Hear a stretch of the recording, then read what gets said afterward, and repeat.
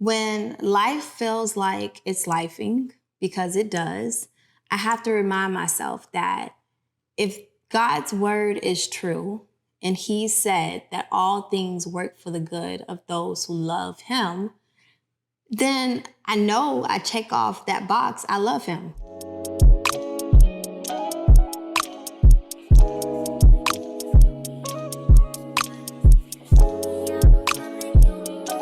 Hey friend, welcome to All Things with Chanae Lavette, a talk show series where we talk about all things, including lifestyle, wellness, but most importantly, faith. I am your host, Chanae Lavette, and I'm so happy that you're here with me. I really mean it, like for real.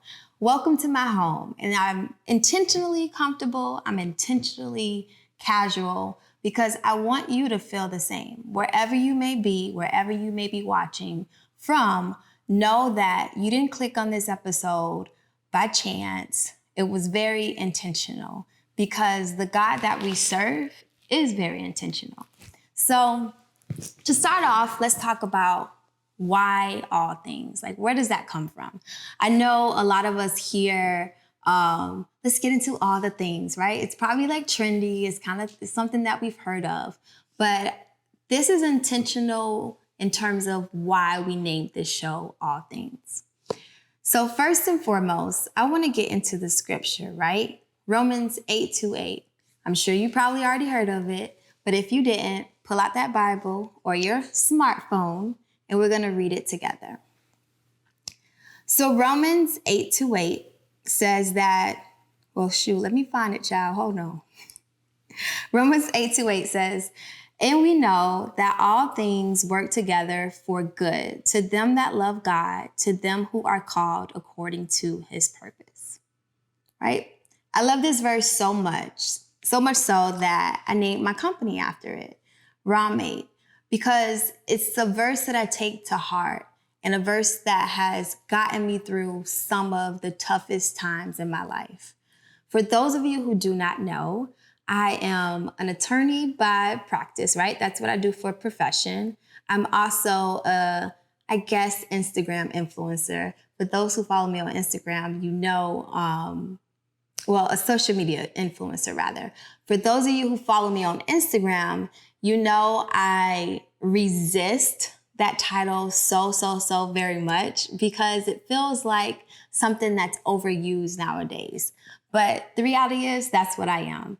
I'm also a mom. I'm also a wife, a sister, a friend, a fashionista. I'm a lot of things. And throughout life, I've realized that through every single season and some of the darkest times that I've had, all those things in any situation that I've had that's good, bad, ugly, they all work for my good. And so I was having a meltdown or complaining about something, I don't know, a couple of months ago. And my mom said to me, you love the Lord, right? And I said, yeah.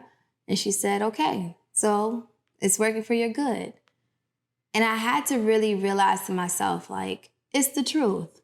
When life feels like it's lifing, because it does, I have to remind myself that if God's word is true, and he said that all things work for the good of those who love him, then I know I check off that box, I love him. So why would I think that this thing that's devastating is actually not working for my good? And I know it's easier said than done to talk about these things in abstract. So I want to give you some examples, right? So I can recall applying to law school and wanting to really probably be at one of the bigger law schools. I just thought that I'd be off somewhere in DC or New York or who knows, something very large. But in fact, I ended up at a small local law school rather, in my hometown. And it felt like, this don't feel good enough. Like this doesn't feel as if it's supposed to be where I'm supposed to be at, so to say. And I was speaking to my father, and my father said to me, you know what, Chanae, don't despise small beginnings. And at that time, still not really being excited about where God had placed me, I still nonetheless moved forward, kept going, and was resistant to it probably throughout my entire first year of law school, trying to think about transferring, doing all these other things. And a friend of mine at the time who was at a different law school, I recall her advice to me, and she said, you know, you should really just focus on being the big fish in the small pond. And I took that advice to heart. Indeed, something that for me didn't feel like a victory or something I should be very excited about turned out to be a huge opportunity for me and allowed me to really just make a mark in a place that I might not have made a mark in if I had went to a larger school or a bigger this or a bigger whatever.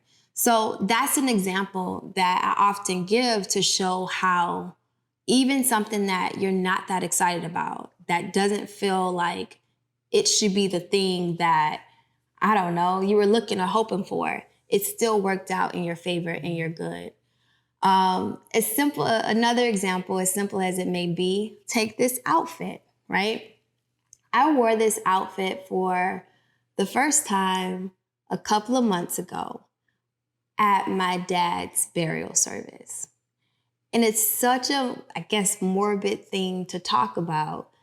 But at that time, it felt like, what is life? Like, how am I going to make it through life without somebody that means so much to me, that imparted so much into my soul, my spirit, who I am today? How am I going to make it through? Fast forward a couple of months later, and I'm filming the first episode of this show in that same outfit. And I think that it's a testament and it's an example of God's grace and his mercy that even when we're going through what feels like the darkest times, he'll still make it work out for your good. I think about my husband. When he graduated from high school, he didn't immediately go off to college.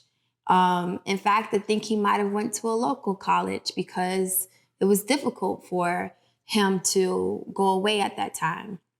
But that delay in him going from high school to undergrad is the only reason why him and I are together today. I was a freshman when I met him. He was a senior. If he had went off to school immediately, we never would have seen each other. So again, all things, every single thing, there is nothing bad that takes place in your life. It is all working for your good. And so this show is designed, and it's birthed out of just that. It's birthed out of me and my transparency of just going through life struggles and being able to say, you know what, friend, I feel you, we're in the same boat, but nonetheless, I know that this is going to work out in my favor. So that's the first reason why we named this show what we named it, okay? The next reason would be because I am all the things, girl. And I say that in the most humblest way. But something I've gotten, I can't tell you, for the vast majority of my life has been, you know, you should probably just choose one thing to focus on. This is your niche. Choose that thing. Even when you're thinking about growing your Instagram account, how many people tell you to choose one thing and focus on that one thing? Because that's how you're going to be able to reach the masses and become this mega personality on Instagram, right? I know you've heard it. I've heard it time and time again. And nonetheless, I still felt this resistant towards that. The same way I felt resistance towards when I would be in school and I'd have a professor, particularly in law school, I'd have a professors or deans, so many people tell me, you know, you can't do this and that and all these things at one time. You'll end up being a jack of all trades and a master of none. But I had to really, really resist what other people would tell me about what I was capable of doing. Because oftentimes, I think people put their own fears and insecurities on you. because they can't do that thing. Now you can't do that thing. Because they can't handle X, Y, and Z. Now you can't handle X, Y, and Z. But if you're so tapped into who God designed you to be, who he purposed you to be, then I guarantee you that that thing that you want to do will be successful, that everything you touch will turn to gold. If God purposed it to be that way, it will be so. And I think the important part of really acknowledging and understanding your gifts and talents is to first and foremost seek God to know, like, Lord, what is it that you gave me? What are the things that you have, designed or created me to do, or purpose in my heart to do? And if God designed and purposed for you to do those things, you're going to be able to handle it. So going back to that example of just being in law school, I had this lofty and ambitious idea, as I told y'all before, of just really being the big fish in the small pond. And God placed in my heart that I was going to be a part of law review. And if you know anything about law school, you know that's like one of the top, if not the top, organizations in a law school. Then you have other organizations such as trial team, again, top of the line in terms of the type of activities that you can do in law school. I also had this passion, still do, for all things Black people, because I love Black people and Black rights. And so I decided, I want to be boss of president too, the president of the Black Law Student Association. So I want to do all the things. And then what started off as, I would say, little goals in my mind became realities. Like for me, I said, I'm going to do those things. I'm going to go and do them all. And on top of that, I want to be at the top of my class too. And often, again, over and over and over, when I would meet maybe an older student, and again, I'm a 1L at that time, I'd meet an older student and they'd tell me, you can't really do all those things. You got to just focus on this, or you got to focus on that. And of course, you don't do whatever, you don't join all these organizations your first year. You in law school, you join your second year where you can, actually handle it a little better. So all those things aside, I listened to some advice, but then as the saying goes, you eat the meat, put out the bones. I remember an upperclassman at that time saying to me that in my response to him, I guess when he was giving me his advice, I must have came off a certain way, because he said, "Oh, you're kind of cocky, huh?" And my response was, "No, I'm just very confident." I was, and I am. I'm very confident in who God called me to be. And so all those things that people told me I could not do, again, because they had never seen it done before, they never seen someone in these organizations and then rise to the top of those organizations, they'd never seen it done. So of course it seems impossible. But for me, it was never a place of arrogance as much as it is, I'm just so confident in the God I serve. And I know how much I love him and how much my heart is so inclined to do what he wants me to do, that I just can't fail. And even if I do fail, I still know in the end I win. Hey friend, I want to pause for a second just to thank you for being here. But there is a chance that you're here and not subscribed. So go ahead and click on that button for me. I'd really appreciate it. But that's really not why I'm here. I'm here because I want to ask you a question. Are you ready to start this year with passion, purpose, and an unstoppable vision?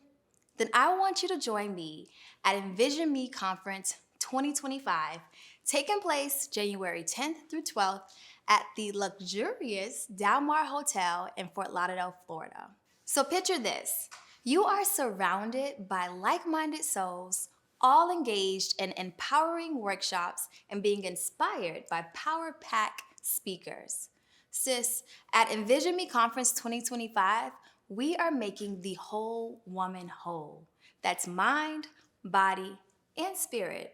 So whether you are considering doing a career move, or you need some help crushing those wellness goals, or maybe you just need some good old soul care, Envision Me Conference has exactly what you need. And I want you to run, don't walk. I want you to beat me there, don't meet me there at Envision Me Conference 2025. Tickets are on sale right now, but I don't want you to think of this as any old ticket. I want you to think of it as an investment in your future because the vision that God gave you depends on it. Let's get to them goals together. Visit envisionmeconference.com to purchase your ticket today. Now, back to the show. And so that's the type of authority and that's the type of power that's so important to walk into. It's so important to really just step and know that I'm that girl, but only because I serve that God. Like when you know for a fact, you know that you know that you know, like, God, you told me to do this thing. And all these people around me are telling me I can't do this thing. Yeah. Then you know that you're on the right track and you know that your God is not going to let you fail. And so this talk show, right? This talk show is so personal to me because I resisted from being this one person that has to show up in this one way all the time. Even when it comes down to my profession now as a lawyer, I can't tell you how many times I have gone back and forth internally about, man, like, do I come to work with my makeup like this? But today my hair is big and curly. Tomorrow it'll be long and I want to wear braids. Should I do this? Should I not?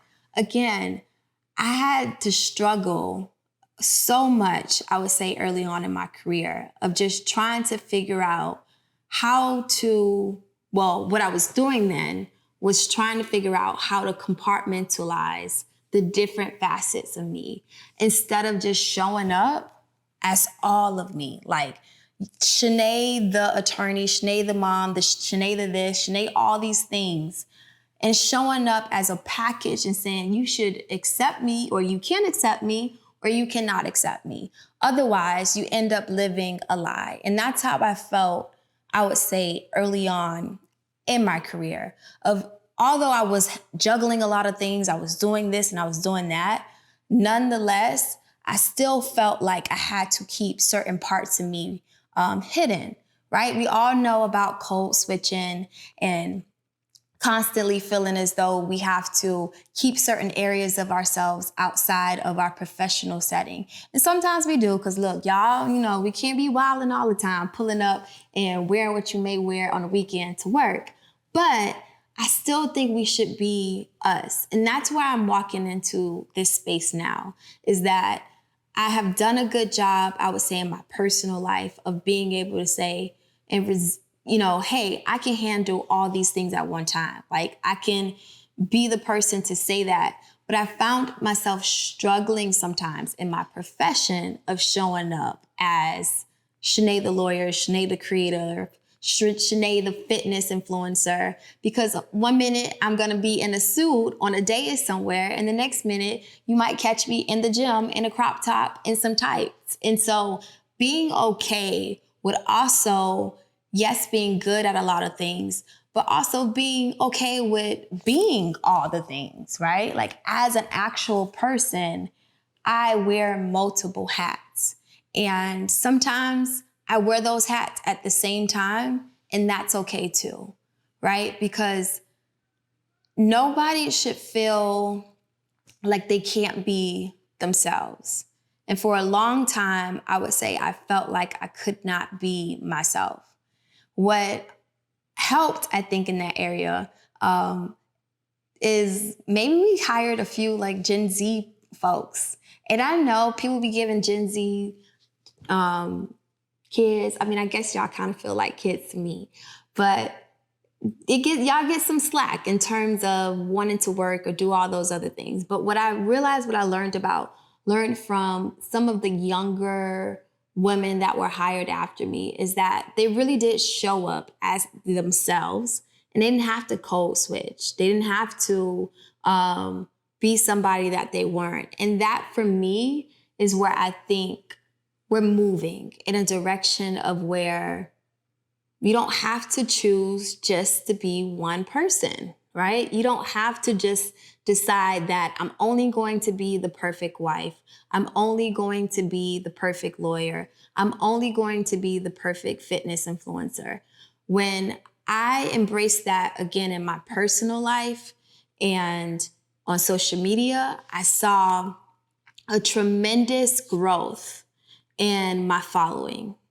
And now I'm challenging myself to do that more in my professional life, where I'm no longer deciding to choose who I'm going to be. I'm going to be all of me, and the all of me that God allowed me to be. Now, don't get me wrong though, sis, okay?